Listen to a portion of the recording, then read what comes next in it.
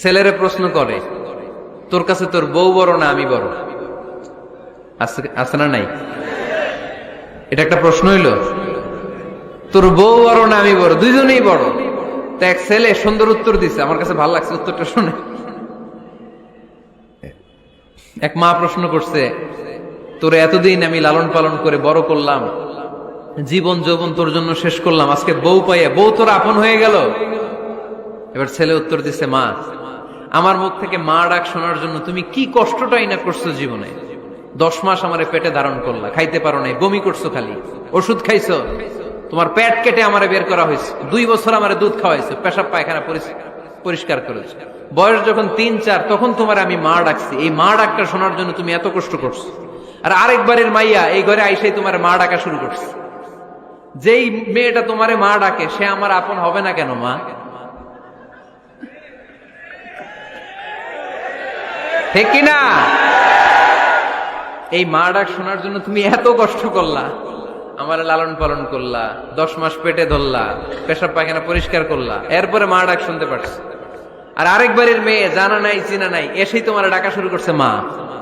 তো যে আমার মারে মা ডাকে তার স্থান তো আমার কলিজায়, ঠিক কিনা? শাশুড়ি আম্মারা যারা আছেন, প্লিজ বৌমাদেরকে কষ্ট দিয়েন না। অনেক শাশুড়ি আছে পান থেকে চুন খসলে রেগে যায়, পদে পদে স্ত্রীর ভুল ধরে, বউয়ের ভুল ধরে, আছে না নাই? এটা করবেন না। সে তো নতুন, আপনার অনেক এক্সপিরিয়েন্স হতে তার সময় লাগবে, তাকে সময় দিন, তাকে ভালোবাসুন, ঠিক কিনা? না বুঝে সামান্যতে বৌমারে বদদোয়া দেয়, এরকম আছে না নাই?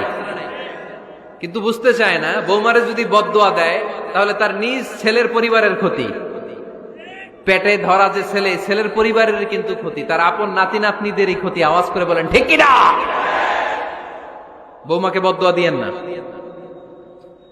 বৌমাকে নিজের মেয়ের মতো দেখবেন। সমাধান আমি দিচ্ছি, কেমন দেখতে হবে? নিজের মেয়ের মতো। নিজের মেয়ে সকালে ঘুম থেকে ওঠে 11টা, ওইটা সমস্যা নাই। বৌমা কেন উঠলো না, ওইখানেই ঝামেলা, আছে না নাই? মেহেরবানি করে আপনার বৌমাকে আপনার নিজের মেয়ের মতো দেখেন। নিজের মেয়ের যেমনি আদর করেন তাকেও অমনি আদর করেন। আপনার বৌমারে যদি আপনি কষ্ট দেন, মনে রাখবেন আপনার নিজের মেয়েটাও আরেকবারের বউ হয়ে কয়েকদিন পরে যাবে। আপনি যা যা করবেন আপনার মেয়েকেও তারা ওই রকম কষ্ট দিয়ে বাড়িতে ফিরিয়ে দিবে। চিল্লায় বলেন ঠিক কিনা? খবরদার, টিট ফর ট্যাট। ইট্টি মারলে পাটকেলটি খেতে হয়।